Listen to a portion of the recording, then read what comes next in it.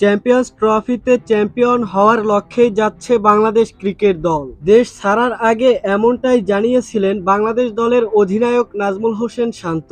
গতকাল অর্থাৎ 13ই ফেব্রুয়ারি দুবাইয়ের উদ্দেশ্যে রওনা দিয়েছে বাংলাদেশ ক্রিকেট দল। বাংলাদেশ চ্যাম্পিয়ন হতে পারবে কিনা তা জানার জন্য অপেক্ষা করতে হবে। তবে টুর্নামেন্টে অংশ নিয়েই বাংলাদেশের পকেটে কত টাকা ঢুকতেছে তা জানা গেছে। আইসিসি থেকে ঘোষণা দেওয়া হয় টুর্নামেন্টে অংশ নিয়েই বাংলাদেশ পাচ্ছে প্রায় 1,51,03,000 টাকা।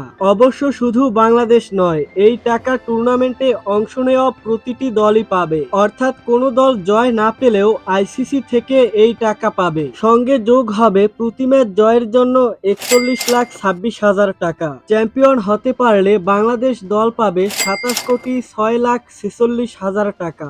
এবার টুর্নামেন্টের চ্যাম্পিয়ন দলের জন্য এই প্রাইজ মানি নির্ধারণ করেছে আইসিসি। তাই কথার সঙ্গে কাজেরও মিল থাকলে পকেটটাও ফুলে ফেঁপে উঠবে শান্তদের।